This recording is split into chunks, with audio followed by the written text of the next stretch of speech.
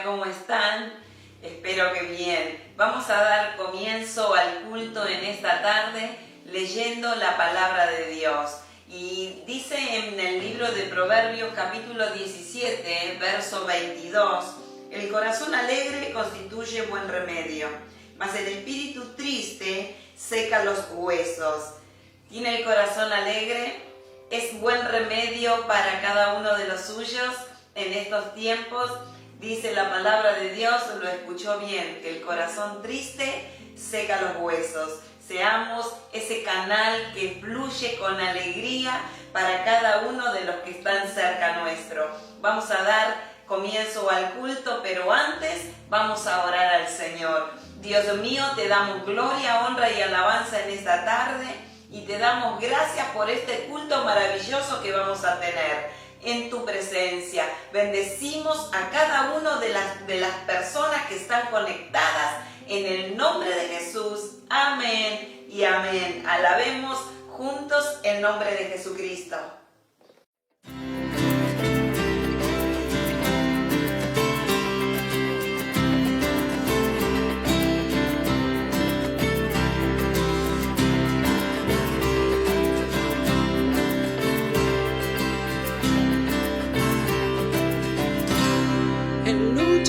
Nosotros de nuestro lado está, suya es la victoria, ha vencido ya, no nos detendremos, no nos moverán, Cristo estás aquí.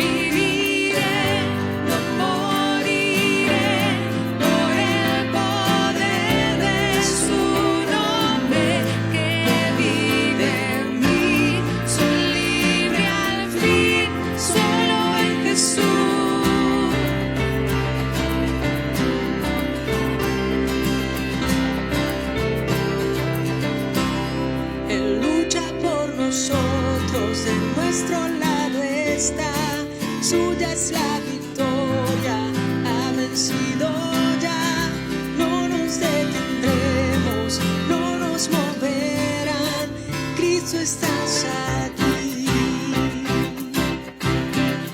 Lleva nuestras cargas, nos libra del mal, suya es la victoria, ha vencido ya, no nos detendremos, no nos moverán. Cristo estás aquí.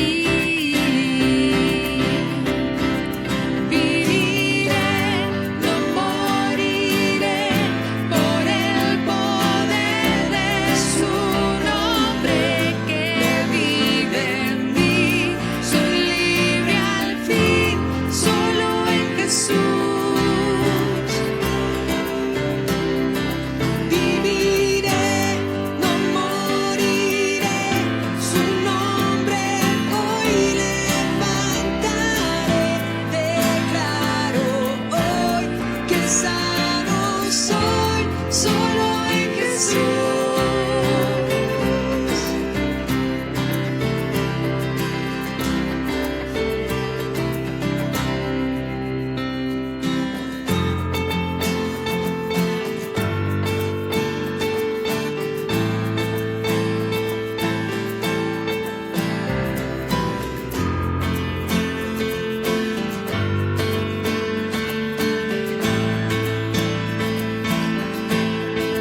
Dios es por nosotros, vence las tinieblas, su reino establece, no será movido.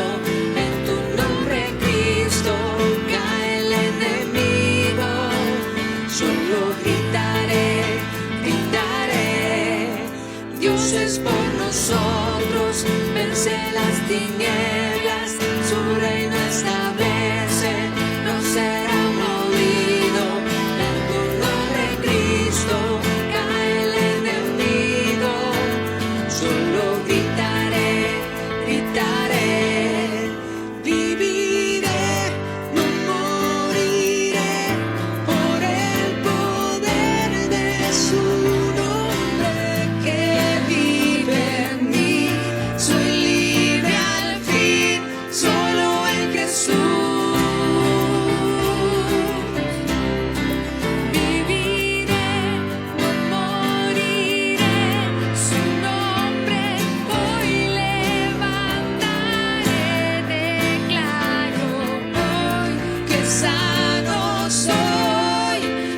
Dios es por nosotros, vence las tinieblas, su reino establece, no será movido.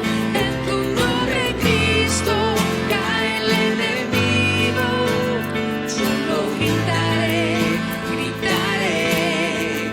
Dios es por nosotros, vence las tinieblas, su reino establece, no será movido. En tu nombre, Cristo, cae el enemigo.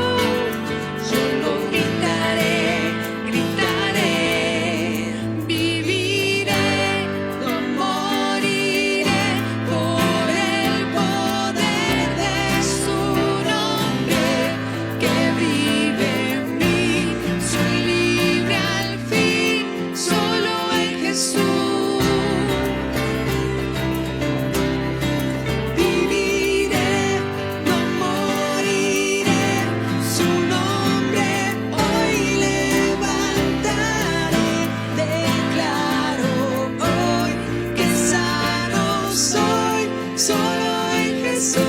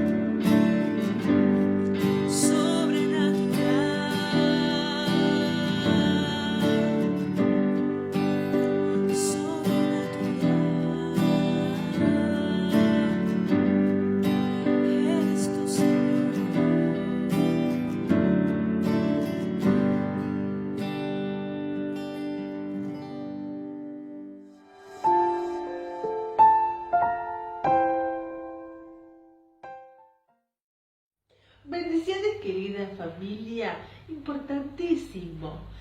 A no olvidar, próximo sábado, edición especial, Mes de la Biblia. Los esperamos. Segundo, estamos cerca del mes de octubre. Por esa razón, niños, niñas, preadolescentes y toda la familia están todos invitados a la edición especial sábado 31 de octubre. Decirle no a Halloween. Ese día estaremos aprendiendo juntos por qué no participar de las obras infructuosas de las tinieblas. Y por último, para estar más informado, te regalamos un kit para padres e hijos y ahí encontrarás todas las respuestas a todas tus preguntas. Bendiciones. El Señor le bendiga. En esta tarde quiero comenzar y compartir alguna meditación con respecto a lo que la semana pasada mencioné. La semana pasada estaba hablando del imperio medo-persa y hablamos de la extensión de ese imperio que era desde la India hasta África o hasta Etiopía. Y mencioné de Cus, porque la palabra dice que desde la India hasta Cus, y Cus es Etiopía. Y uno, cuando yo veo las noticias, ¿no? De este tiempo, que hablan de que en África, en Etiopía en particular, hay un pueblo que dice ser descendiente de los judíos y que muchos de ellos se están trasladando a vivir a Israel. Yo me pregunto, ¿no? Uno se puede preguntar, pero ¿cómo puede ser que en África haya un pueblo que dice ser de los judíos? Entonces, justamente esta información es interesante para que alguien quiera ahondar un poco más y cuando lee Cus, quiere saber qué es Cus, ¿no? Y cómo llegó Etiopía o Cus, en el lenguaje antiguo, a ser parte del pueblo de Israel. Bueno, justamente una de las razones que podemos encontrar que eso es así, porque la esposa de Moisés era etíope. Más allá de lo que mencioné, que era una mujer activa, una mujer involucrada en la tarea del pueblo de Dios, ella era etíope. Otra razón que encontramos también, otra evidencia, es que cuando la reina de Saba fue a ver a Salomón, la reina de Saba era la reina de los etíopes. Y ella fue a Jerusalén a escuchar la sabiduría de Salomón y quedó un tiempo allí en Jerusalén, y luego Salomón la despidió con muchos regalos, con muchos favores a la reina de Etiopía. Después vemos en el libro de los Hechos que el tesorero de la Candace, que era la reina de los etíopes, había ido a Jerusalén a adorar, a presentar ofrendas, justamente en el tiempo de las fiestas en Jerusalén, en ese momento cuando ocurrió todo lo que sabemos que dice el Nuevo Testamento con relación a la muerte, la crucifixión y muerte de Jesús y resurrección. Así que mire qué relacionado que está el pueblo etíope con el pueblo de Israel. Y este hombre tesorero había ido a Jerusalén a presentar ofrendas. No solamente ofrendas animales presentaban los israelitas, sino que presentaban los diezmos, presentaban otro tipo de ofrendas. Eso nos muestra que siempre, en todo tiempo, el pueblo de Dios invirtió de acuerdo a lo que enseña la palabra de Dios, de la forma que la palabra de Dios lo enseña, colaboró, invirtió, dio para el desarrollo de la obra de Dios. En ese momento todo el mundo iba a Jerusalén. Ahora la iglesia tiene una tarea de hacer lo mismo, de predicar el evangelio, pero salir a las naciones. Por eso los creyentes invertimos a través del diezmo, las ofrendas, las donaciones, las colaboraciones, diferentes tipos de maneras para que la obra del Señor se siga llevando adelante y entonces pueda predicarse la palabra de Dios. Así que le animo a usted a estar comprometido con la palabra del Señor. Aprendimos que, los cusitas, que eran los etíopes, habían tenido un encuentro con el Dios de Israel y estaban comprometidos con Él. Nosotros tenemos un encuentro con Jesucristo, que viene de esta raíz, de la raíz de los israelitas, es el Mesías prometido por Dios, y nosotros al tener un encuentro con Él necesitamos y debemos estar comprometidos con la obra del Señor. Por eso damos gracias a Dios por todos aquellos que permanecieron comprometidos, pero también le animamos a usted, si no lo ha estado, que se comprometa en el mensaje del Evangelio, en la predicación del Evangelio, en las ofrendas misioneras, en sostener la obra de Dios, en Argentina y en el mundo como siempre hacemos. Así que le animo, en el nombre de Jesús, ore al Señor, presente sus ofrendas y sus diezmos, su colaboración para la obra del Señor, y el Señor le va a bendecir. Amén.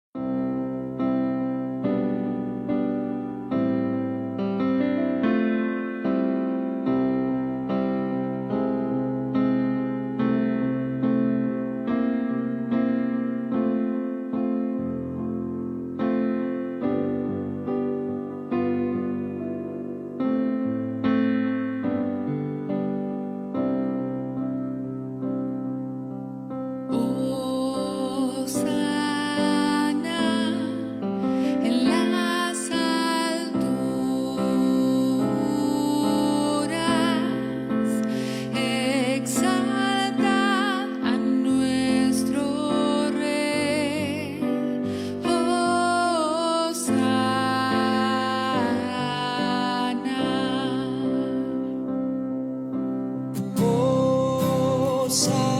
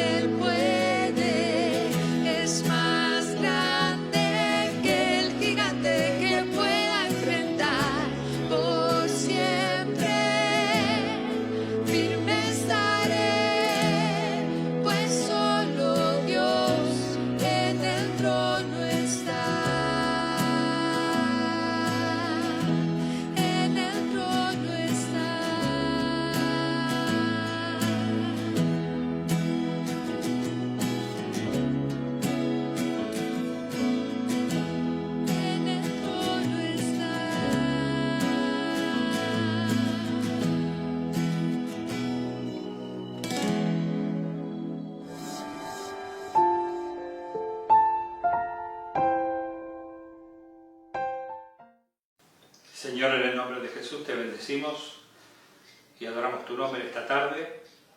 Rogamos tu presencia, tu Espíritu Santo, tomando el control de este momento, del mensaje de tu palabra, de este momento, en este lugar, sobre este lugar, Señor. Tu Espíritu Santo obrando, tomando el control de toda distracción y perturbación, igual, Señor, que en cada hogar. Toma control, Señor, de toda perturbación y distracción del enemigo. Señor, atamos y reprendemos el poder de las tinieblas.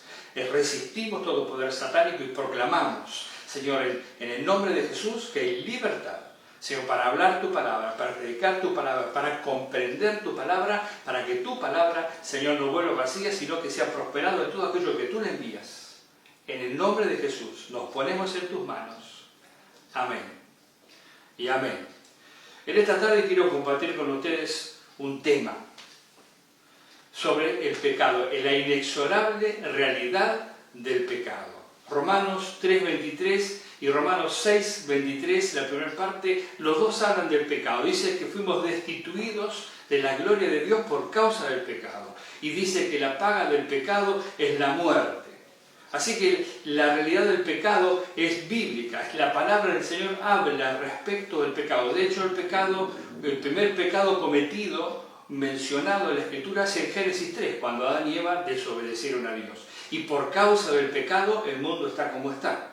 Muchas personas no creen en el pecado, rechazan el pecado, el concepto de pecado, porque pecado significa infringir la ley de Dios. Toda transgresión de la ley de Dios es pecado. Entonces el mundo quiere negar eso, pero basta con mirar el mundo cómo se encuentra y vamos a darnos cuenta que el mundo está cargado del pecado y que Satanás se engaña y lleva a las naciones a un rechazo de Dios, a un cerrar su corazón a Dios y resistir aún la gracia de Dios, porque al rechazar a Dios, negar el pecado, resiste la gracia de Dios. Entonces, esta tarde quiero compartir con ustedes la inexorable realidad del pecado. Por más que el mundo quiera rechazarlo, el pecado sigue siendo una realidad. Dice la palabra del Señor en 2 de Samuel, en el capítulo 12, versículo 1 al 10.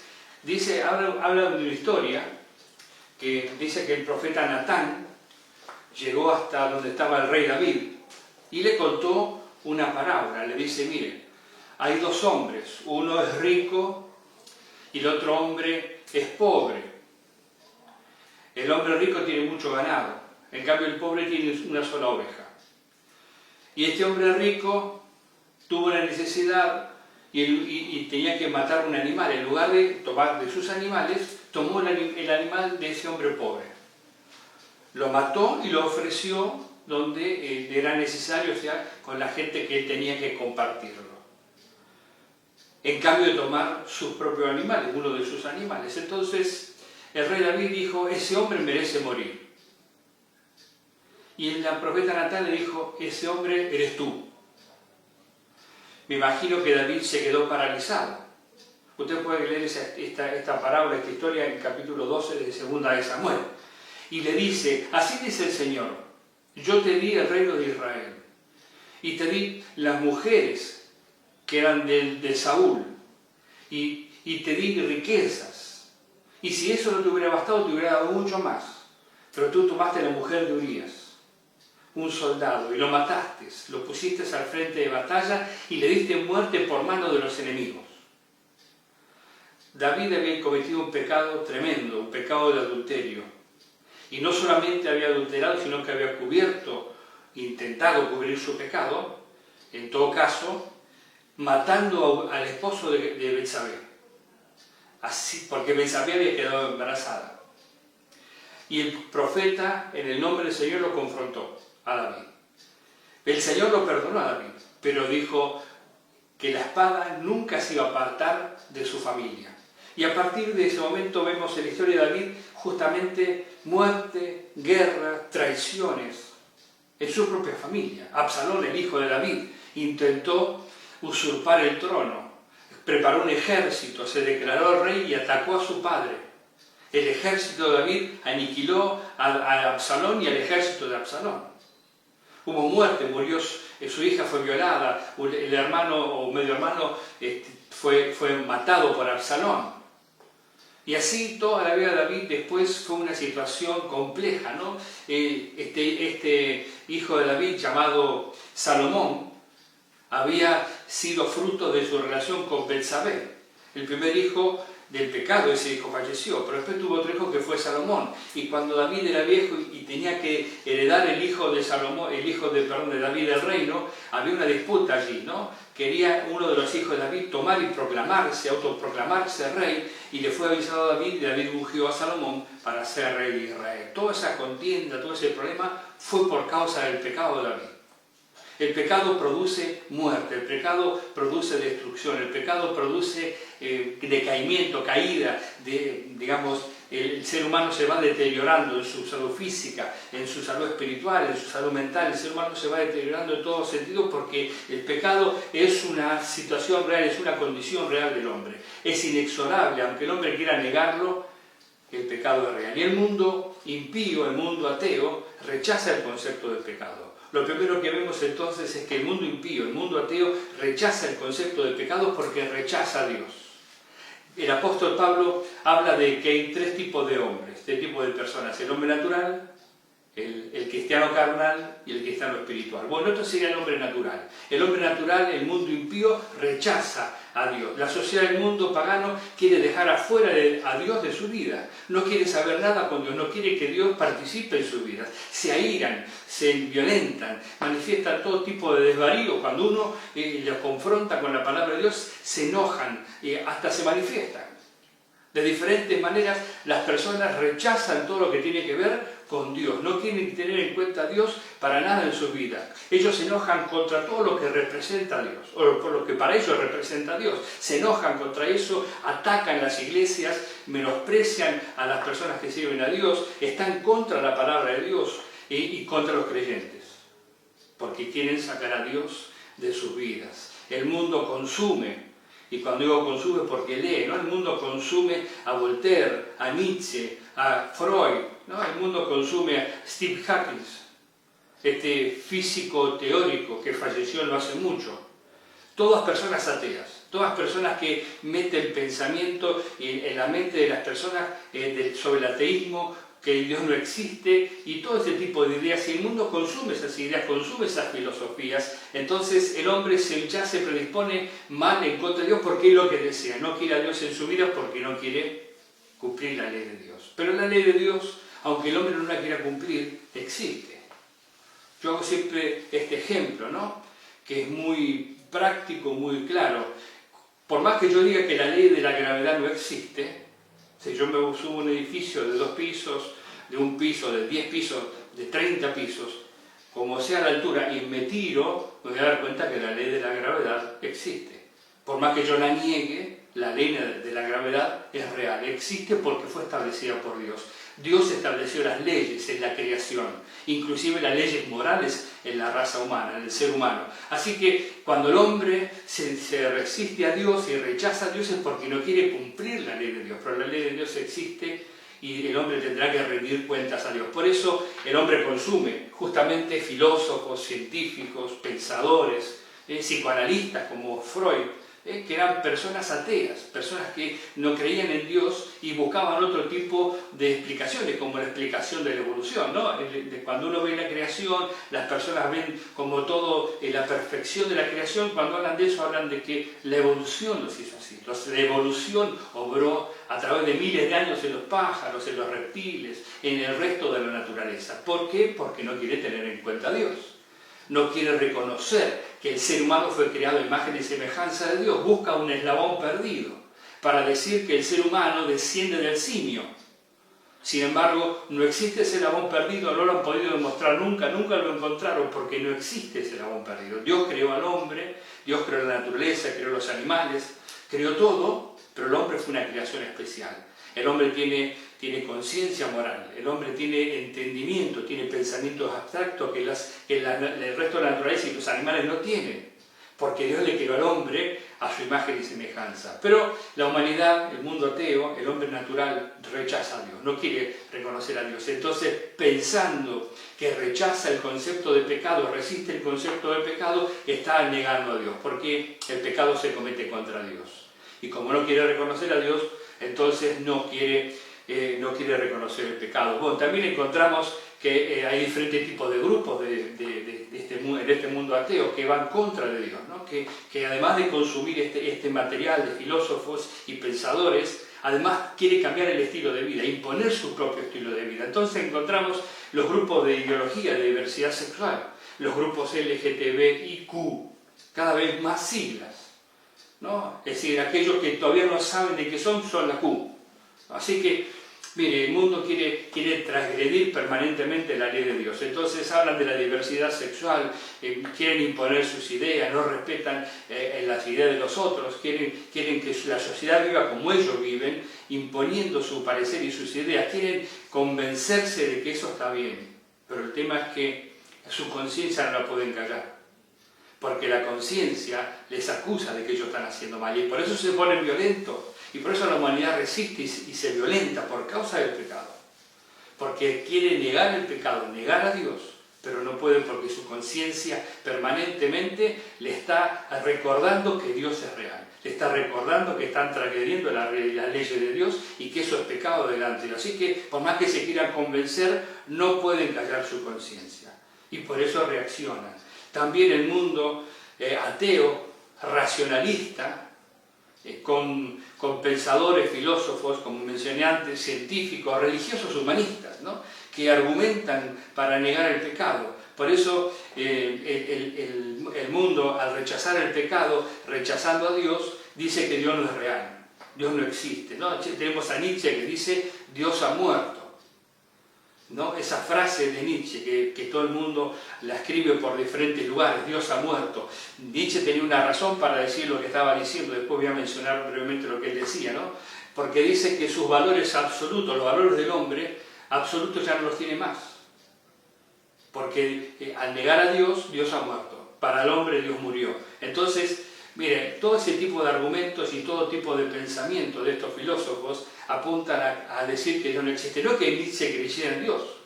Nietzsche no creía en Dios, pero decía, mire, dice, el Dios de los cristianos no es más la fuente creíble de los principios morales absolutos. En otras palabras, el ser humano mató a Dios. Eso es lo que dice Nietzsche. ¿Por qué? Porque el cristiano, el Dios del cristiano, al cristiano no vivir los principios de Dios, dice Dios murió. El cristiano mató a Dios porque no vive los principios de Dios. Así que los mismos cristianos, cuando niegan a Dios, cuando resisten obedecer a Dios y se justifican para no vivir conforme a la voluntad de Dios, alimenta a este tipo de personas. Personas ateas que rechazan a Dios y que tienen este tipo de frases. Que Dios ha muerto, para los hombres Dios ha muerto, para el cristianismo Dios murió. Pero Dios es vivo, Dios es real y un día cada ser humano tendrá que presentarse delante de él. En segundo lugar, el creyente carnal. Antes era el hombre natural. Ahora es el creyente carnal el que argumenta contra el pecado. Es una persona que dice conocer a Dios, que dice ser creyente en Jesucristo, pero argumenta contra el pecado. ¿De qué manera argumenta contra el pecado? Bueno, Dios es bueno. Entonces, como Dios es bueno, el infierno no existe. ¿Cuántas religiones humanistas llamadas cristianas dicen que el infierno no existe? De hecho, hasta el catolicismo, últimamente el Papa está diciendo que el infierno no existe. Dios es bueno, Dios no puede crear un lugar como ese. Sin embargo, la Escritura dice que el infierno existe. Dios te ama y nunca creará un lugar de tormento y confinamiento eterno. Porque Dios te ama, Dios es bueno. ¿Cómo va a crear un lugar así de tormento? Esos son los argumentos que dicen las personas y los cristianos carnales. No los que no tienen el espíritu, que viven todavía con la vieja naturaleza, que los domina, que han un día confesado a Cristo, pero en realidad tienen una religión humanista, tienen una religión superficial, no viven en comunión con Dios. La idea del pecado, dicen, es anacrónica, está fuera de época. ¿Cuántos periodistas inclusive que hablan de nuestro Señor cuando tienen que hablar de Jesucristo? Periodistas que se dicen católicos. Sin embargo, la idea del pecado dicen que es anacrónica, que está fuera de época. Son personas naturales y carnales, que no tienen el espíritu, por eso no disciernen las cosas de Dios. Hay libertades individuales, dice. Cuentan que esas libertades individuales sí existen y que cuentan porque Dios nos hizo libres. Ahora, Dios nos hizo libres, nos dio libre albedrío, pero también nos hizo responsables. Entonces, estas personas, estos cristianos que argumentan para justificarse y no alejarse del pecado, usan todo este tipo de razonamientos. Son cristianos carnales, argumentan contra el pecado. De alguna manera están diciendo lo mismo que dice el hombre natural, que el pecado no existe, que no hay pecado, que Dios es bueno, Dios es amor. Por eso Dios te perdona, porque el amor es de Dios. Entonces, si el amor es de Dios, las personas del mismo sexo pueden amarse, porque el amor es de Dios. Dios es amor. Todo ese tipo de argumentos, ¿no? Dios ama al pecador. Entonces, podemos seguir pecando, porque Dios ama al pecador. Dios es bueno, Dios ama al pecador, el infierno no existe. Dios nunca va a crear un lugar de tormento como ese y de confinamiento eterno, porque Dios te ama, porque Él es amor, Él te hizo libre. ¿Cómo Dios te va a condenar cuando Él te hizo libre? ¿No? Entonces, hay iglesias LGTBIQ en Capital Federal y en el mundo entero. Hay iglesias de estos grupos que dicen ser cristianos, pero que practican una vida natural y una vida de pecado, ¿no? Hay verdades a medias, por ejemplo, ¿no? Parte de las que mencioné, hay muchas verdades a medias que parten de esas cosas que mencioné. Dios perdona los pecados, así que puedo seguir pecando, Dios me va a perdonar siempre, porque Dios es un Dios perdonador, ¿no? Y olvidan, rechazan o quieren olvidarse voluntariamente de lo que dice la palabra de Dios con respecto a eso. Si me arrepiento, ya está, Dios me perdona. Entonces, si yo sigo pecando, bueno, me arrepiento. Peco y me arrepiento. Y eso es un engaño, es una mentira satánica. Satanás está detrás de todas estas cosas para esclavizar, para atar, para destruir las vidas, para destruir la familia, para destruir los niños. Y la sociedad misma está en un proceso de destrucción por causa de este tipo de razonamientos y pensamientos y filosofías. Son mentiras satánicas que esclavizan la mente y las acciones de las personas. Satanás tiene esclavizado al ser humano, al pecado. Lo tiene esclavizado a la maldad, lo tiene esclavizado a la ira, al rencor, al odio.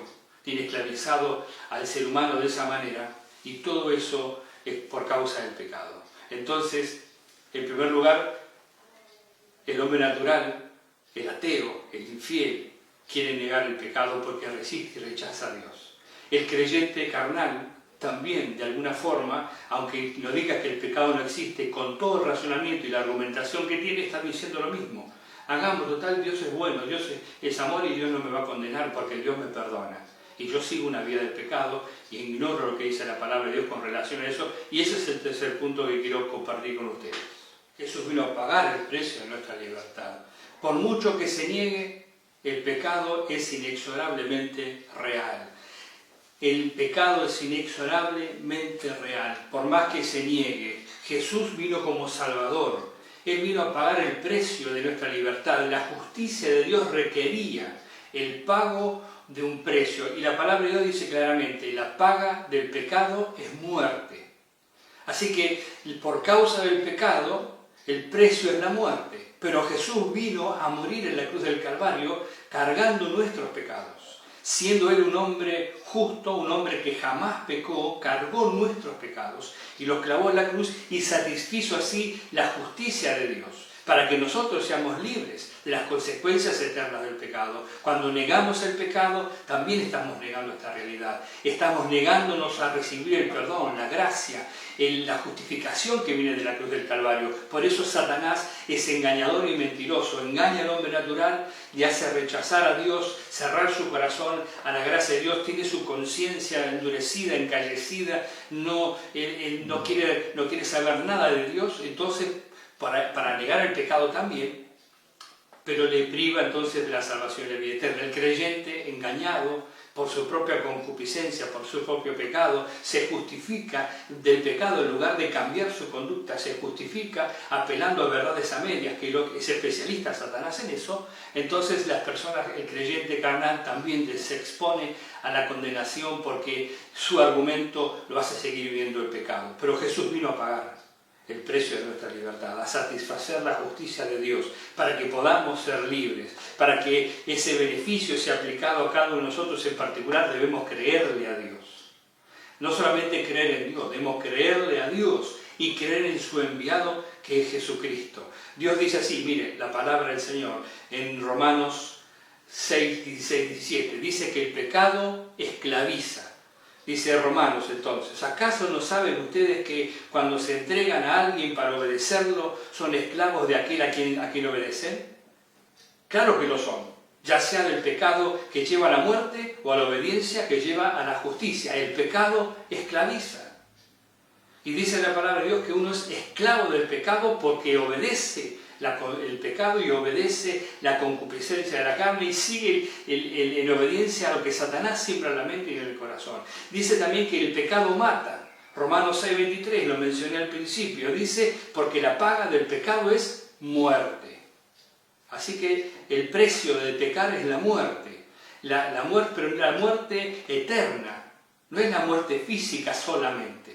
Porque muchos pecados que los hombres cometen traen en sus propias vidas las consecuencias de lo que hacen. Pero la vida eterna se pierde porque van hacia la eternidad sin Cristo y mueren eternamente, separados de Dios para siempre. No es la aniquilación, no es que la persona deja de existir y no existe más en ningún lado. No, la persona existe eternamente lejos de Dios en oscuridad y en tormento, esclavizado justamente en aquello que eligió su vida mientras vivía aquí. Si eligió vivir en pecado, muere en un lugar de confinamiento eterno en la oscuridad junto con Satanás, atormentado por siempre. Jesús dice día y noche, atormentado. Santiago 1, 14, 15 dice, cada uno es tentado cuando sus propios malos deseos lo arrastran y seducen. Luego, cuando el deseo ha concebido, engendra el pecado, y el pecado, una vez que ha sido consumado, da a luz la muerte. Así que el pecado mata, no se engañe. No se deje engañar por ningún instrumento de Satanás, ningún pseudo creyente que diga que usted puede vivir como quiere. ¿No? El pecado lo esclaviza, el pecado lo mata. La palabra del Señor estamos leyendo que dice esto. También el pecado cauteriza la conciencia. Que la cauterice significa que la conciencia queda encallecida, queda muerta. Dice así, mire, 1 Timoteo 4, 1 y 2. El Espíritu dice claramente que en los últimos tiempos algunos abandonarán la fe para seguir a inspiraciones engañosas y doctrinas diabólicas. Tales enseñanzas provienen de embusteros hipócritas, que tienen la conciencia encallecida, tienen la conciencia muerta, encallecida, cicatrizada, cauterizada, endurecida. Esos engañadores y mentirosos inducen a las personas al pecado. Entonces, el pecado cauteriza la conciencia. Ellos le tienen así, pero también lo inducen a usted a tener una conciencia cauterizada, una conciencia encallecida, muerta por causa del pecado. El pecado separa al hombre de Dios y de la eternidad junto a él. Apocalipsis capítulo 22, versículos 14 y 15, dice así, dichosos los que lavan sus ropas para tener derecho en el árbol de la vida y poder entrar en las puertas de la ciudad. Pero afuera quedarán los perros, los que practican artes mágicas, los que cometen inmoralidades sexuales, los asesinos, los idólatras y todos los que aman y practican la mentira.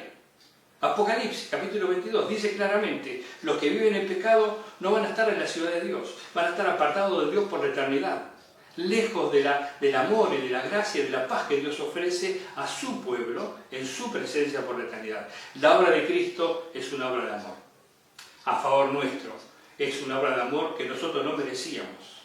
Efesios capítulo 2 dice, porque por gracia ustedes han sido salvados, mediante la fe, y esto no procede de ustedes, sino que es un regalo de Dios.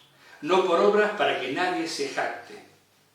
Quien rechaza la gracia de la vida y rechaza al único que puede dársela, al único que puede darle la vida eterna. El que rechaza a Dios por rechazar el pecado para vivir como quiere, rechaza al único que puede darle vida eterna, al único que puede perdonarle, al único que puede restaurar su vida. El que rechaza, lo rechaza a quien no se reconoce pecador. ¿Y quién no se reconoce pecador? Dijimos el ateo, el religioso, el cristiano carnal, pero también el pecador irreverente. Rechazan el pecado porque rechazan a Dios. Todos necesitamos un Salvador. Todos necesitamos un Salvador porque todos somos pecadores. Dice Lucas, ahora bien, en Jerusalén había un hombre llamado Simeón, que era justo y devoto, y aguardaba con esperanza la redención de Israel. El Espíritu Santo estaba con él. Dice, y le había sido revelado que no moriría sin antes ver al Cristo del Señor. Está hablando de cuando Jesús es llevado al templo como bebé para presentarlo al Señor. José y María lo llevaban al templo y ahí estaba este hombre Simeón, que estaba esperando ese momento. Y le había sido revelado que no moriría antes de ver al Cristo del Señor. Dice, según tu palabra, porque él cuando lo ve, entonces ora de esta manera. Dice, según tu palabra, soberano Señor, ya puedes despedir a tu siervo en paz, porque han visto mis ojos tu salvación, que has preparado a la vista de todos los pueblos, luz que ilumina a las naciones y gloria de tu pueblo Israel. Él estaba viendo a Jesús y estaba diciendo, este es el Salvador del mundo. El mundo necesita un Salvador, porque el mundo está en pecado. Tú necesitas un Salvador, porque tu vida es una vida de pecado. Si Cristo está en tu corazón, necesitas rendirle tu corazón a Él. El pecado es inexorablemente real. El mundo puede negarlo, el creyente carnal puede ocultarlo y excusarse, pero finalmente todos compareceremos ante Dios. Y solamente los que han creído y recibido en su corazón a Jesús como Señor y su único y suficiente Salvador heredarán la vida eterna. Solamente ellos. Así que te animo, quien rechace la gracia o el favor inmerecido que ofrece gratuitamente en su Cristo, de parte de Dios, ¿no? Dios ofrece la gracia gratuitamente en su Cristo, en su ungido al mundo, entonces deberá pagar por sus pecados. Y la atención, la deuda es una deuda eterna. El hombre jamás podrá pagar por sus pecados. Por eso necesita un Salvador. El que recibe a Cristo recibe el perdón de todos sus pecados, se condona la deuda, no debe nada. Imagínese en estos tiempos, bueno, en Argentina muchas veces, en todos los tiempos, se habla de la deuda externa, de lo impagable que es la deuda externa, que es imposible pagarla, no hay manera que podamos pagar la deuda externa. Bueno, imagínese una deuda eterna, jamás podrá ser pagada y Jesús la pagó por nosotros. Quien la rechaza es un necio. Rechaza al único que puede salvarle y hacerle libre. Pagó Jesús la deuda eterna con su propia sangre. Si no lo has recibido en tu corazón, acepta el perdón que Él te ofrece e invítalo a tu vida. Dice en Apocalipsis 3, mira que estoy a la puerta y llamo. Si alguno oye mi voz y abre la puerta, entraré a Él, cenaré con Él y Él conmigo. Al que salga vencedor le daré el derecho de sentarse conmigo en mi trono, como también yo recibí y me senté con mi Padre en su trono. El que tenga oídos, que oiga lo que el Espíritu dice a las iglesias. Si usted tiene oído y nunca le entregó su corazón a Jesús, esta tarde ríndale su corazón a Él. Yo voy a dirigir en una oración para que usted pueda decírselo al Señor, pero tiene que ser de su corazón, tiene que ser honestamente. Si usted es creyente y usted le rindió su corazón a Jesucristo, viva como un cristiano espiritual. No viva como un cristiano carnal, argumentando y dejándose llevar por la carne, dejándose llevar por los deseos, por las tentaciones, porque el pecado da luz la muerte. Finalmente, el pecado inexorablemente trae la muerte también. Así que si usted es creyente, viva como un creyente espiritual. Pídele ayuda al Espíritu Santo. Dígale, Señor, ayúdame, estoy tentado, tengo deseos de tal o cual cosa y necesito tu ayuda porque no quiero entrar en esa condición de pecado. Y el Espíritu Santo vendrá a su socorro y le ayudará. Así que, si es así, póngase a cuenta con Dios, pídale perdón a Dios y pídale siempre ayuda al Señor. Pero aquel que no conoce a Dios, quiero guiarle en una oración en este momento. Dígale al Señor así como yo le estoy diciendo a usted, dígaselo al Señor de su corazón. Dígale, Padre, te pido perdón por mis pecados. Sé que soy un pecador. He vivido de espaldas a ti, pero hoy me arrepiento, reconozco que necesito un Salvador y acepto a Jesucristo como mi Salvador, mi único y suficiente Salvador y mi Señor. Le rindo mi corazón para que Él envíe su Espíritu Santo a mi vida y mi vida hoy sea una nueva criatura en tus manos. En el nombre de Jesús lo pido, Padre, y te doy gracias por la oportunidad de conocerte. Amén. Amén. Padre, en el nombre de Jesús, en esta tarde, ruego por cada uno de aquellos, Señor, que han rendido su corazón a Jesús. Hay fiesta en el cielo cuando un pecador se arrepiente, dice tu palabra. Señor, oro por ellos. Ministrale con tu presencia y venga tu Espíritu Santo en sus corazones. Haya libertad, reprendo a Satanás y todo poder de las tinieblas que viene a oprimir estas vidas o que estuvo esclavizando estas vidas. Ahora son libres en el nombre de Jesús, porque al que al Hijo libertare es verdaderamente libre. Señor, y oro por mis hermanos, aquellos, Señor, que luchan con tentaciones, con adicciones, Señor, con diferentes tipos de hábitos negativos en sus vidas y que Satanás de alguna forma los sigue teniendo esclavizados o atados a esas cosas. Señor Padre, en el nombre de Jesús rompo esas cadenas y esas ataduras y te ruego que tu Espíritu Santo esté obrando en auxilio cuando ellos estén clamando a ti, Señor. En el nombre poderoso de Jesús, bendigo sus vidas y te doy gracias por este tiempo, Señor. Amén. El pecado es inexorablemente real. Uno puede negarlo, puede argumentar, pero el pecado es real y un día estaremos todos delante de Dios. Así que le animo a mantenerse firme a los hermanos de Don Orione, de Figueroa, a los hermanos de Guernica, a los hermanos de Corrientes, de Entre Ríos, de Don Orione, a todos los hermanos les exhorto, les animo a mantenerse firme porque el Señor viene. Y un día estaremos en su presencia. Algunos para recibir el galardón y la corona de vida, otros para rendir cuenta por sus pecados. Pero Jesús pagó por nosotros y podemos acercarnos a Dios con libertad. Dios te bendiga, nos encontramos en la próxima reunión.